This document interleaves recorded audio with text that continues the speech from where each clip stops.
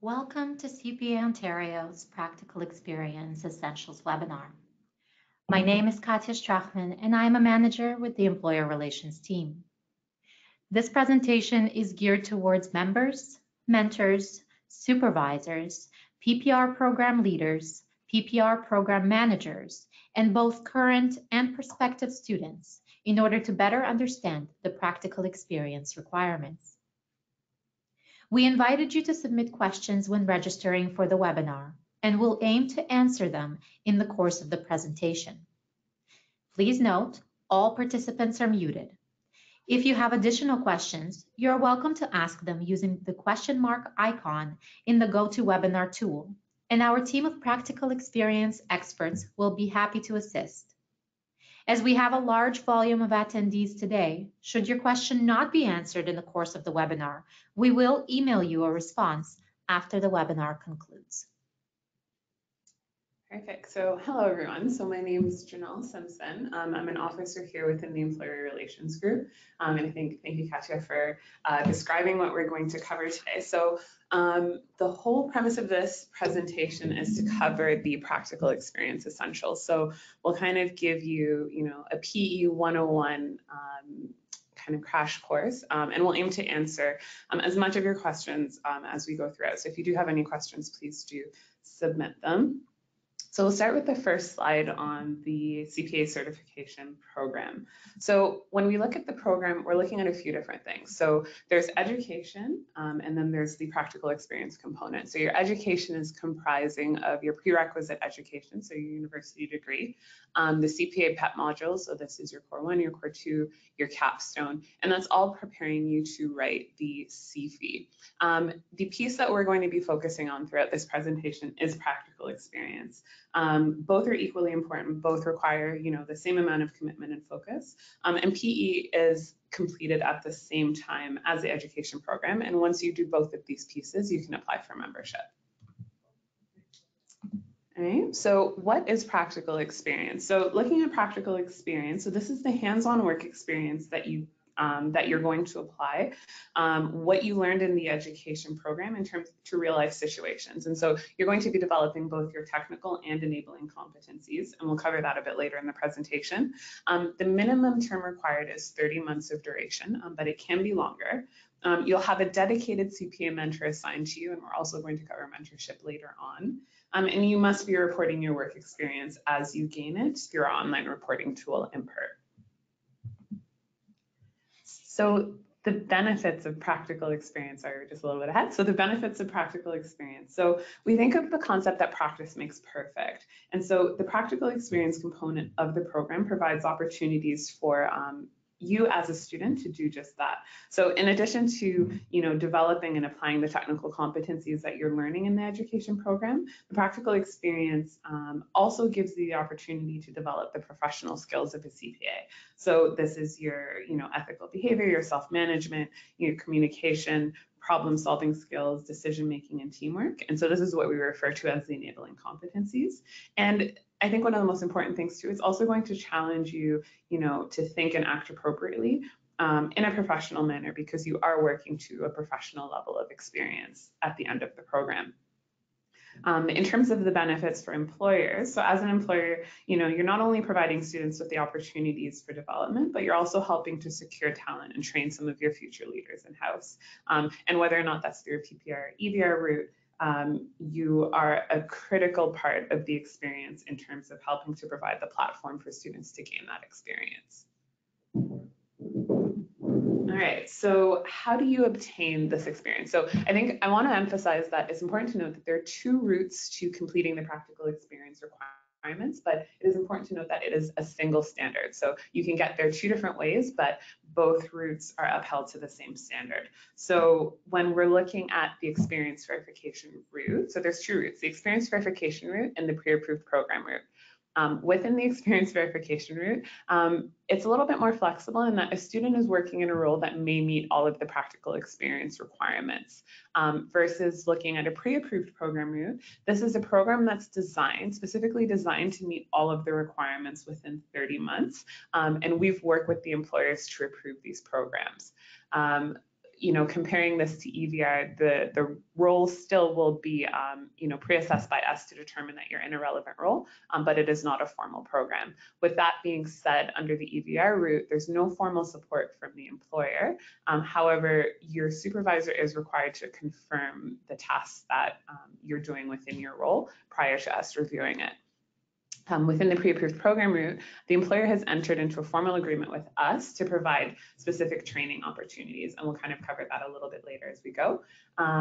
Within the pre-approved program route, the employer also assigns a mentor to a student. However, within the EVR route, you do have the flexibility to choose your own mentor. And then there's reporting under both. So you will, both routes do have to report to us at specific time intervals, and we'll cover that a bit later. Okay, so we're going to do our first poll. So the first question is a true or false. So I only need 30 months of work experience to satisfy the practical experience requirements. So we'll leave the poll open currently.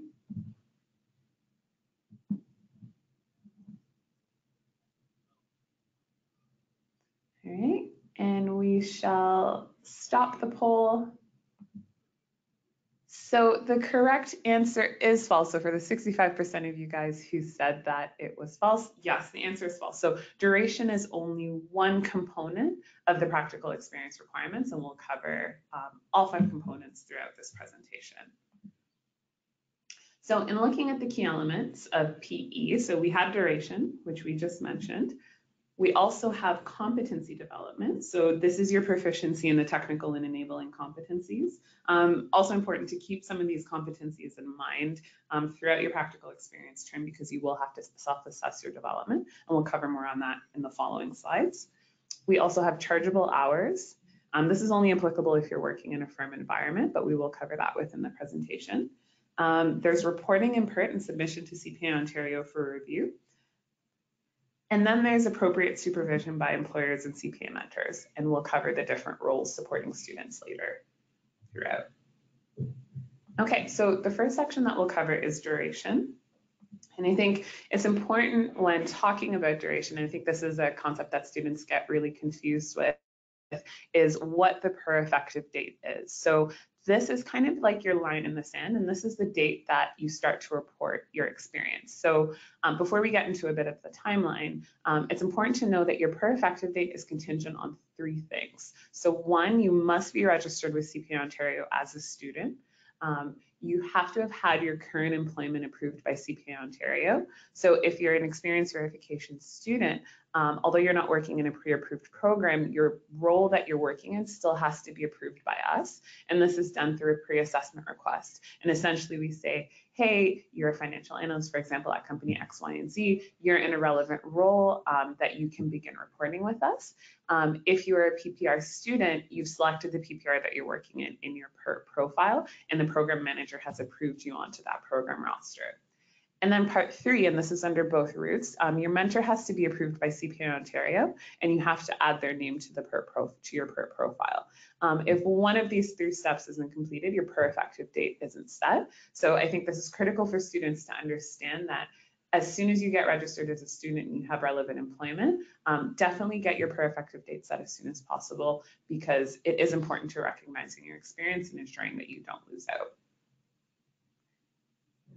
Right, so to talk about the duration timeline, so I was describing that per effective date is kind of your line in the sand, and that's important because it's going to distinguish between what is considered prior experience and what is considered current experience. So anything prior to that per effective date is considered prior experience.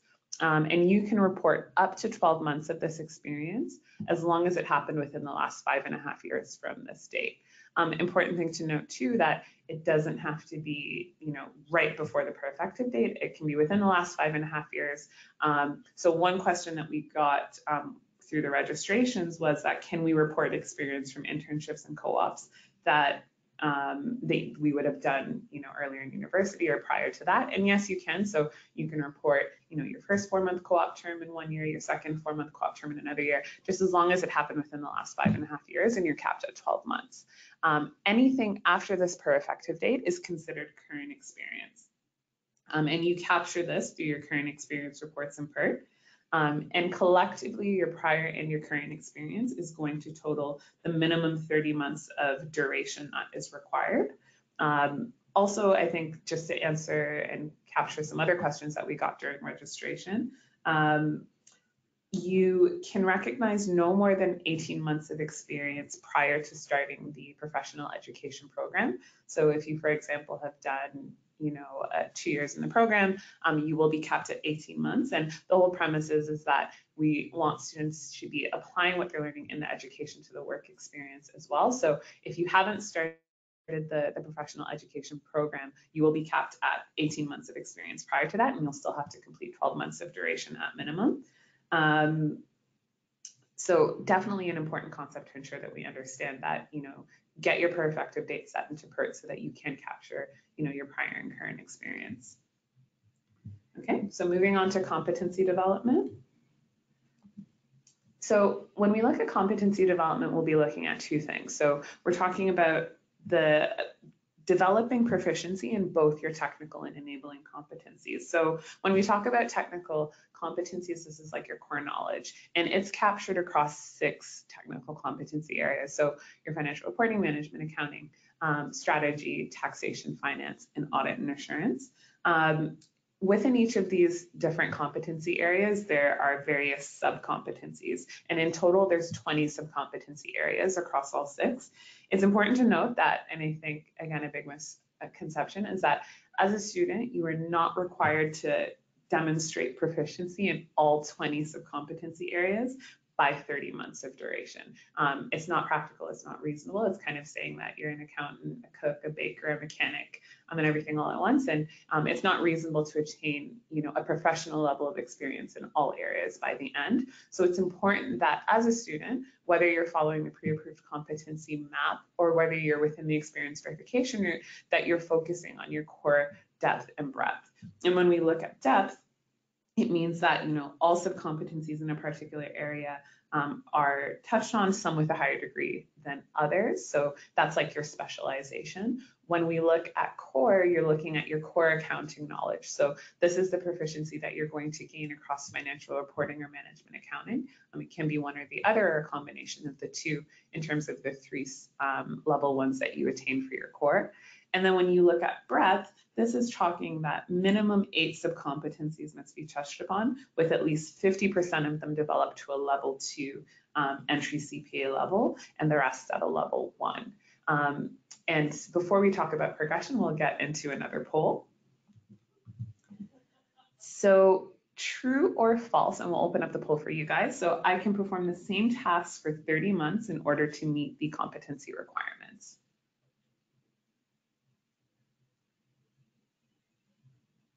All right, we'll give you a few more seconds and we shall stop the poll. So 91% of you guys said that this was false, and this is correct. So when we talk about the concept of progression, we're talking about the ability for students to perform increasingly complex, less routine work with, more autonomy throughout the course of that 30-month, minimum 30-month work term. So to look at progression, we'll look at this chart. So there are a few things that we consider when we talk about progression, and 2 of those are complexity and autonomy. And so, as I was saying before, progression is the ability to perform more difficult, less routine work with increased autonomy throughout the work term. At the start of the experience, your work, you have to understand that you are probably within your first, professional role, your work is probably going to be confined primarily to retrieving and comprehending information. And that is what we would say is a level 0 level of proficiency. And then as you progress throughout to, the analysis stage, you're probably going to be identifying more issues, researching, preparing certain analyses. And then the goal is to get to, a higher level of complexity, a higher level of autonomy, where at a level 2 proficiency, once you hit that the end of your work experience, you are developing the ability to problem solve as well as take on increasingly complex and less routine tasks. So this is where, you've done the analysis, but now you're doing the so what. You're saying, okay, what's the impact to my organization? What are the recommendations that you're putting forth, and what is the advice that you're giving as to how this can impact your company? So definitely important to remember that, throughout the proficiency levels and throughout the term, it's important to kind of show that progression that you are aiming for that, professional level of experience at an entry-level CPA by the end.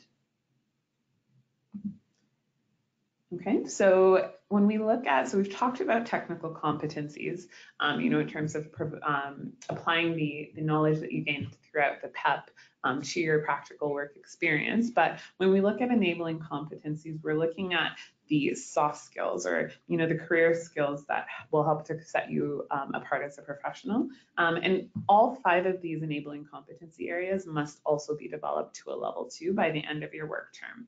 And this is, definitely where you're paired with a mentor who is an experienced member in order to help develop these skills, so that, you're not doing this on your own, and then you're able to practice using these skills, reflect on them, learn from the experiences, and then, that will help to define and better improve upon things like your communication, your problem solving, teamwork, etc. All right, so we have another poll for you guys. So the question is another true and false. So I can use experience from school or the CPA PEP to satisfy the enabling competency requirements. I'll open up the poll for you.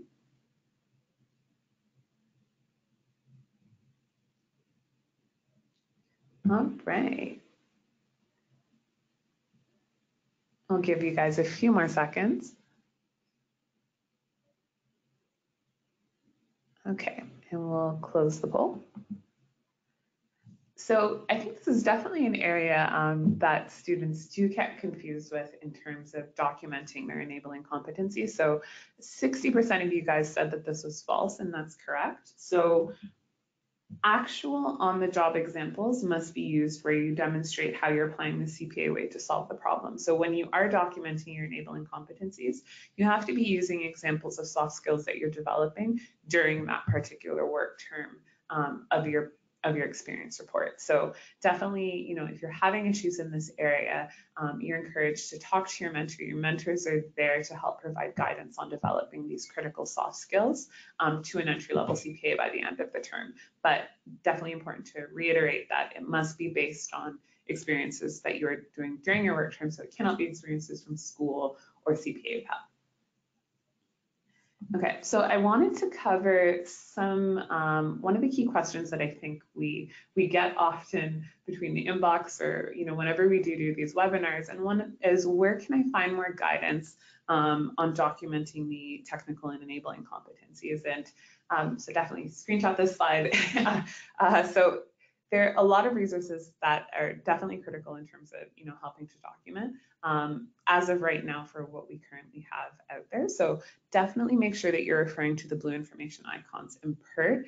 These are going to have, the PERT requirements in terms of the proficiency levels as a level 0, what's a level 1, what's a level 2. It's also going to provide examples in terms of what is applicable at the different proficiency areas. Keep in mind, you guys, these are just examples.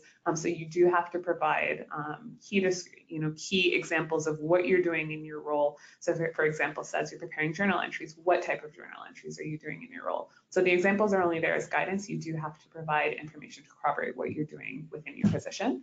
And those blue information icons are within the technical and enabling competencies. So ensure that you're referring to them to ensure that your experience is applicable under a certain area and the different requirements that are required under that area. We also have supplemental guidance and videos available on things to consider when documenting the technical and enabling competencies. And you can use those short links there to get access to those on our websites. And just like how we're doing a webinar now to talk about the practical experience requirements, we do webinars every single month that focus on different components of practical experience. So whether or not it's technical competencies, whether or not it's enabling competencies or examples under both. So if you go onto our website and search for CPA Ontario webinars, we do have the other webinars that we would have done historically up on those pages. And those are great resources to use that will show examples of, we did a great one on enabling competencies that walk through each of the five enabling competencies and provided examples. And, we also do the same for technical competencies in terms of key issues that reviewers know. So definitely the webinars that we've done in the past and also webinars that we're doing upcoming are great resources to use as well. All right, so chargeable hours. So as I said before, chargeable hours is only applicable to students working within a firm environment. And so we'll go through the two different routes. So if you're within a pre-approved program and you're within the external audit path, you must track your chargeable hours and report them in PERT upon completion.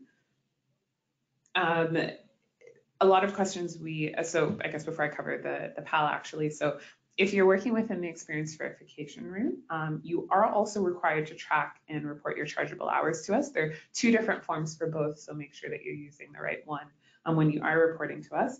But it's important to note that if you are within EVR, that these hours are not eligible for licensure purposes. In order to get your public accounting license, you would have had to have done the entire 30 months within an external audit PPR. But keep in mind that, a PAL is only required if you're engaging in the practice of public accounting and you're the lead engagement person responsible for signing reports relating to assurance or compilation engagements, or if the report's issued in in Ontario. You are not penalized if you don't get your PAL. So if you, for example, do a full 30 months within an external audit program, you are eligible to get your public accounting license upon becoming a membership. But it's two different things. Your membership and your PAL are two separate applications, and you're not penalized if you do not get your PAL. And then also to note that, if you did part of your experience in an external audit path or not the full 30 months, you can always finish those requirements after becoming a member. It just means that it might take you a little bit longer. All right, so we're going to open up one more poll. You guys have been great in terms of being active in the responses. So the true and false is, I've completed all my required hours within my first year of working and therefore have met all of the practical experience requirements. We'll keep the poll open for you guys. We'll give it 5 more seconds. Okay, and we'll close down. So majority of you guys are right. Yes, as I mentioned before, there are multiple requirements, multiple elements of meeting the practical experience requirements. And if chargeable hours are applicable to your practical experience environment, that is only one area. So you still have to meet your technical and enabling competencies. You still have to meet your duration in addition to the chargeable hours. So the next area that we wanted to cover, just kind of get everybody on the same page, is with unauthorized practices. So it's important to note that any practical experience completed in an unauthorized working environment will not be recognized. And so when we look at what an unauthorized practice is, it's any instance where a student is practicing public accounting or providing accounting services to the public while employed at an organization that is not registered with CPA Ontario or without supervision by a member that's in good standing with CPA Ontario. There's some situations in which students are working for unregistered firms, and they're not aware, and any work experience in association with this firm will be denied. So definitely important to keep in mind. It is in accordance with our bylaws. So, to kind of be proactive, if you are working in a firm environment, especially if you're within the EVR route and you're working within a firm environment and you're not in a pre-approved program, things to keep in mind. What do you need to do as a student? So make sure that you're familiar with the bylaws on our website. We did provide a quick summary on the slide before, but you can get familiar by going to our bylaws page. And then we also have a firm directory, and we'll share this presentation with everyone after. We have a firm directory where you can check and see if your firm is registered with us. all else pending. If you have any questions or if you're unsure, you can always shoot us an email at practicalexperience@cpaontario.ca. Okay, so favorite subject, PERT reporting and submission to CPA Ontario. We're going to start with another poll. So the true and false is that I only need to report my practical experience once I've passed the CFE. So we'll leave that open for you guys for a little bit.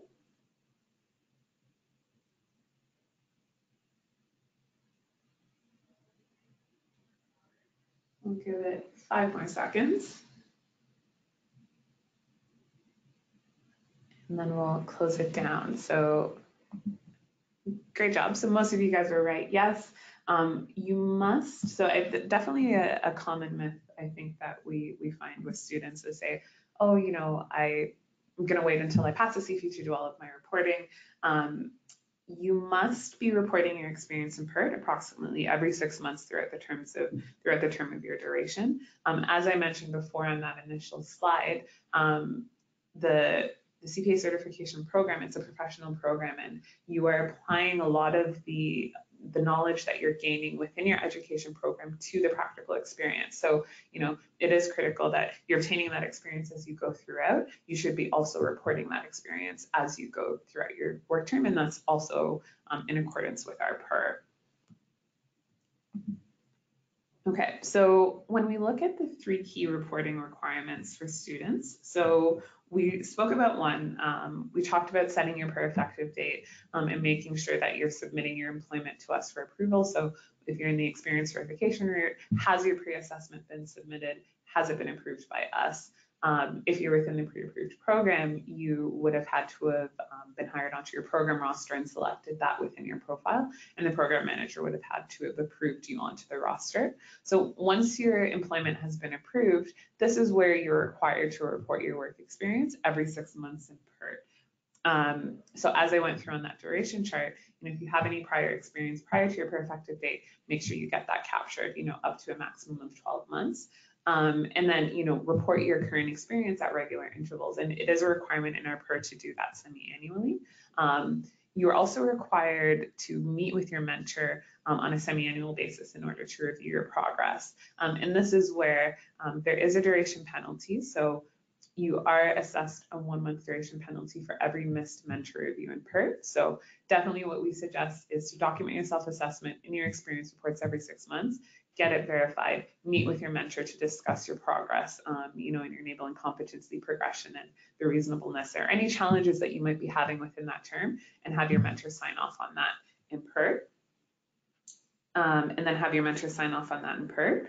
And then the key that we'll focus on for the next area is, you know, when to submit this experience to CPA Ontario for review. Okay, so we'll go to the next slide. All right, so we'll look at the 2 different paths in terms of when to be submitting your experience reports to CPA Ontario. So I've talked about the pre-assessment for EVR, and I've also talked about getting onto the pre-approved program roster. So the pre-approved program is designed to meet the requirements within the 30 months of duration. So we've worked with the employer in order to define a competency map that, you know, students will be following for the rotations that they're in. So as a result, we don't require a check-in. And we'll get to kind of, you know, when students in a PPR need to submit. But if you are within an experience verification route, because that route is more flexible and you kind of are not working within a pre-approved program, we require you to submit a 12-month assessment to us. And this is for just to say, hey, you're checking in with us. We want to make sure that you're on the right track. If, you know, we have any concerns about your progression to date so far, you know, we'll share that feedback with you when we complete that profession assessment. And then, you know, if all is good and you're given a green light, we don't need to hear from you until completion or until the next applicable part, where if you change jobs, you're required to submit a change of job assessment. And this is under both EVR and PPR. So if you're within the pre-approved route and you're leaving the program, you know, for maybe another position within the organization or a separate role, you are required to submit a change of job assessment to us. At the end, so this is withstanding, it's important to note that this is only for submission to CPA Ontario for review. You're still required to self-assess your experience every 6 months within PERT using your experience reports. So at the end, students will submit for completion under both the EVR and the PPR route. I think another thing, we want to make sure we address is how to, I guess, best capture and report your experience. So as I said, it's important to make sure that you're self-assessing yourself every 6 months and that you're doing this on a timely basis. Definitely refer to some of those resources we listed before in terms of how to appropriately document your enabling competencies, or if you're within EVR, how to document your technical competencies. Within a PPR, your competency map is streamlined and uploaded in PERT, so you do have to self-assess against the target levels. Make sure that you're meeting with your mentor every 6 months, so that you are up to date with the PERT requirement, and that you are not getting assessed a duration penalty when we do review you, either at the check-in or change of job or at completion. And then also ensure that if you are within the experience verification route, or even PPR, make sure that you get your PERT effective date set as soon as possible so that you don't lose out on experience. If you're within EVR, make sure you check in with us at the 12-month mark. Or if we require you to check in sooner than that because we're concerned about your role, make sure that you're submitting that reporting to us on a timely basis, because it does take up to 6 weeks for your profession assessment to be reviewed. But following some of these key considerations, making sure that your reporting is up to date and that you are submitting it in a timely manner is going to help make that process run a lot smoother.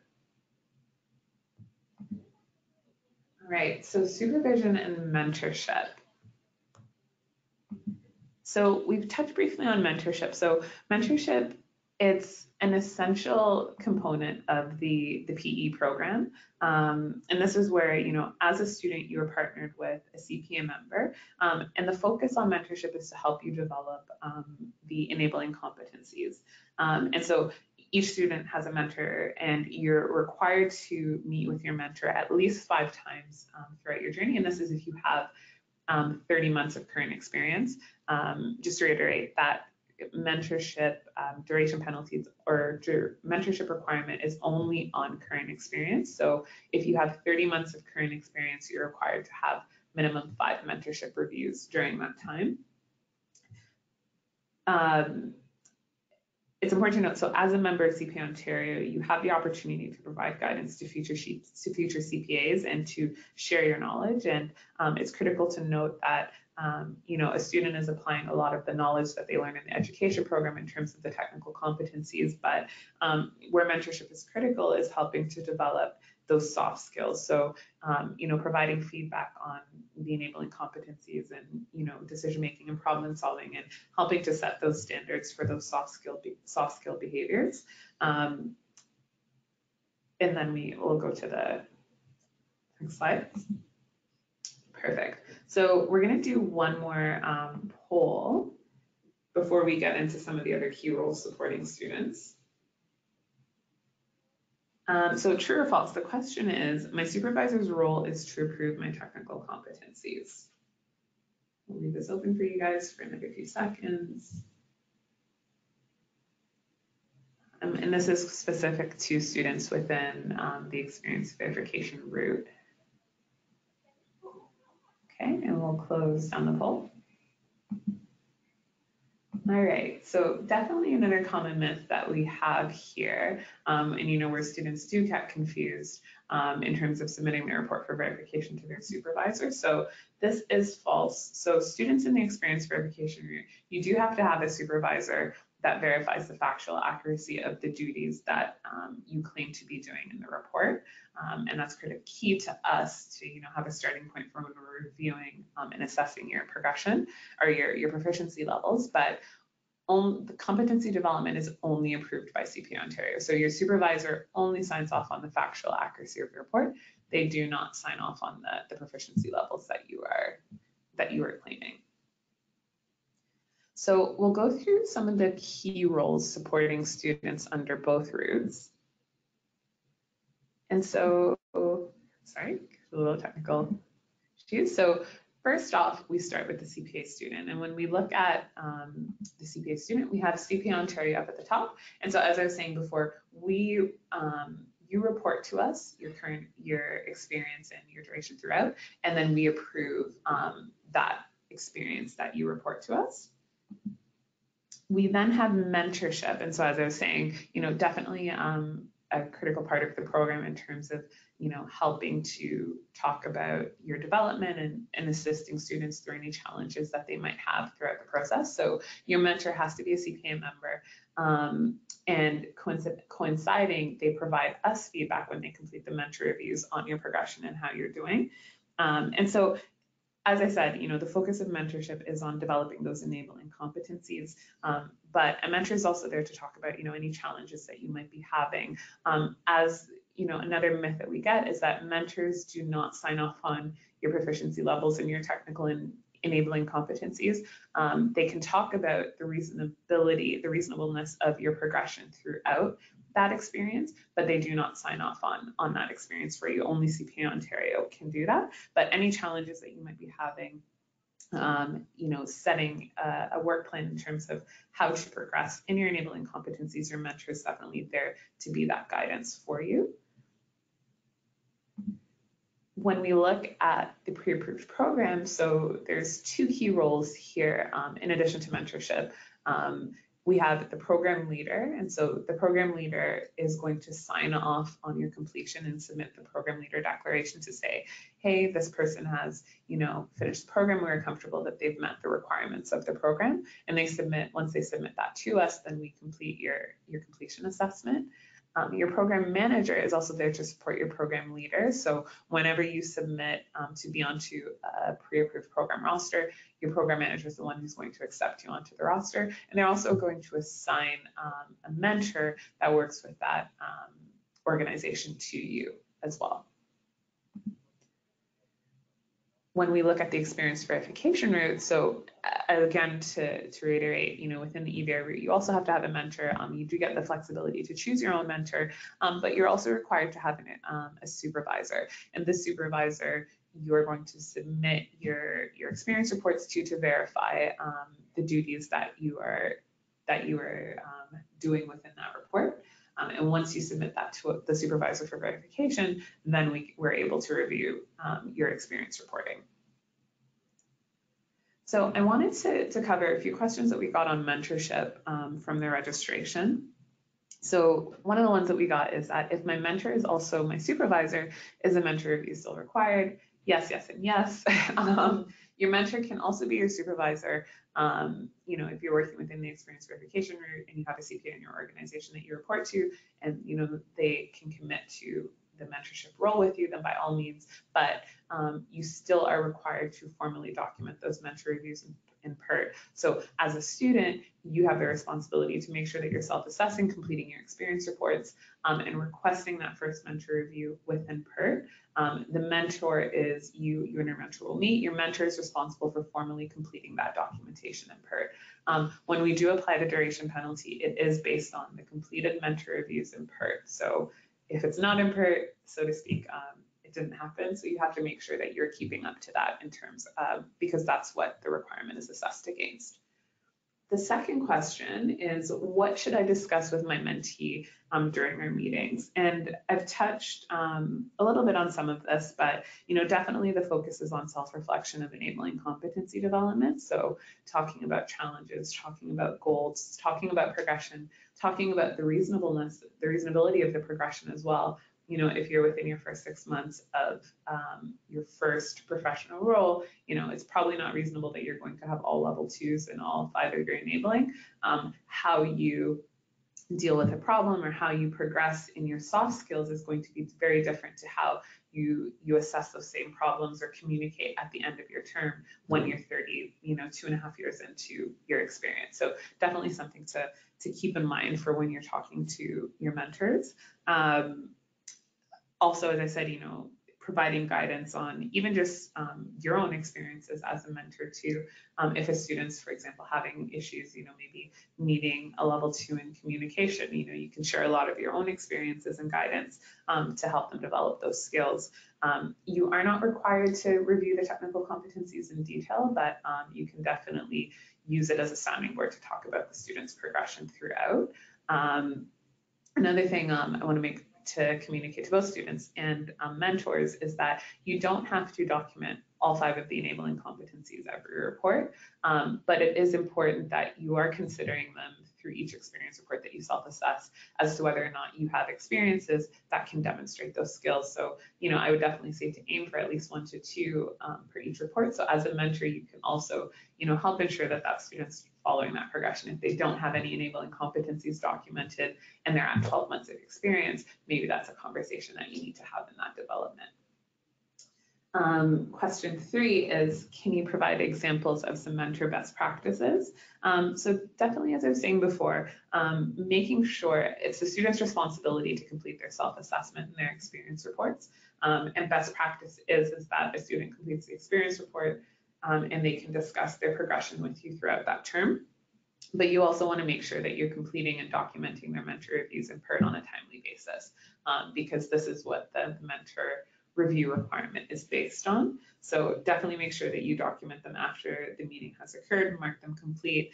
You can add any comments in terms of progression or goals that you discussed or challenges that you note that the student is having. Definitely as reviewers, when we're reviewing for completion, we definitely go back to those mentor comments to help support or corroborate what we're seeing throughout a student's progression throughout the term. So we definitely do look at those comments and they do provide value. So anything that you're talking about, goals, progression, follow-up, challenges, things that you discuss is definitely helpful to us. And then, if you do notice any concerns or if your student hasn't met with you, definitely you can reach out to them to kind of preempt or be proactive in terms of setting those reviews on a timely basis. So the next section that we'll focus on for some of the employers on the call is how can you, better support your CPA students? And so we'll look at some considerations for both EBR and PPR. Definitely providing, if you're within a pre-approved program, the expectation is definitely there that you have to provide opportunities, based on the competency map. But even if you're within EBR, sometimes a student might need, more complex work or a little bit more autonomy or exposure to different areas to help get, develop their technical competencies. So definitely, having that dialogue with the students and providing opportunities to help develop those areas is key. And, as a student, if you're within the experience verification route, also putting your hand up to ask for some of those experiences if needed. Definitely delivering onboarding and training to new students just to say, this is what the program is. This is how to help get yourself set up in PERT, matching students to dedicated mentors.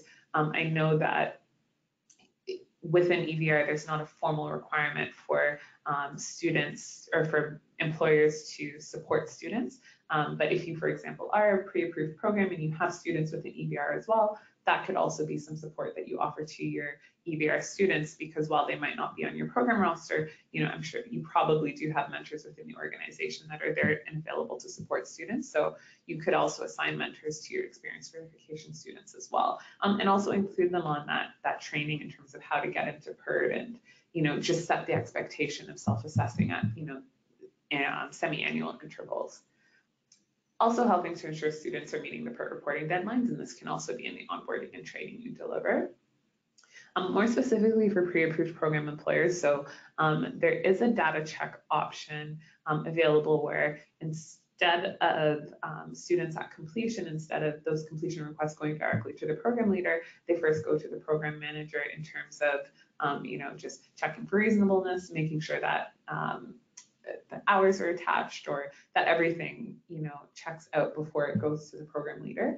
This is something that your CRM will have to enable for you on the back end. So if it's something that you're interested in, definitely reach out to your CRM and they'll be able to help you with that. And then also just making sure that, there's timely actioning of PPR responsibilities. So, confirming employment for new students within 2 weeks of them requesting it, and then completing the declaration within 2 weeks of them requesting it. So making sure that, all those are completed on a timely basis so that students can get their reporting done in a timely manner.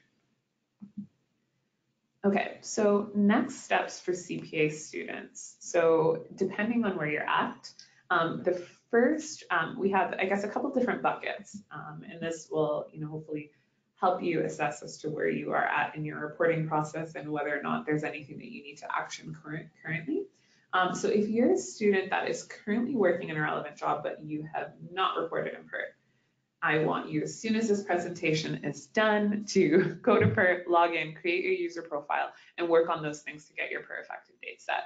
So, you have to be registered with us as a student. You have to make sure that you have a mentor in your profile. We do have resources if you're within the experience verification route. Katya is well aware as well, if you're having difficulties finding a mentor, there are resources that we have at CPA Ontario where we can help you with that. So definitely get your mentor set up, get your PERT effective date set. And then we also have some resources on our website, if you're new to PERT, how to get yourself in and get reporting. So if you're a student, so say for example, you are in PERT, you have your PERT effective date set, you've been working in your role for a while, you're gaining relevant experience, but you're not reporting in PERT. You want to ensure, that you aim to get caught up on your experience as soon as possible. As I said, the duration penalties are there. So, if you're assessed a 2-month duration penalty, your minimum duration term goes from 30 months to 32 months. So you want to make sure that, you're doing your reporting in a timely manner. So definitely get yourself caught up in terms of any current experience reports that you need or any prior experience that you want to capture. Meet with your mentor to talk about your progress and develop an action plan for any remaining experience that you might have. And then also refer to that prior slide where we spoke about when you need to submit reports to us for self-assessment. So for profession assessment. So if you're EDR and you haven't submitted your 12-month yet, what reports do you need to do to get that up to date? If you switch jobs and you haven't let us know, as I said, it is critical to do these things on a timely manner so that you're getting the right level of feedback, to make sure that you're on track to completing by the end of the duration term. If you've changed employers, and I covered this a little bit just now, if you've changed employers or moved into a different role, you do need to submit a change of job profession assessment, and there's details for how to do that on our website. Okay, so that is the end of the presentation. We'll leave the webinar open for a little bit just to answer any additional questions that you might have. And I do believe you will hear some key links if you want to gain some more information. So if you do have any inquiries, you can email us at practicalexperience@cpaontario.ca, but we will leave the questions open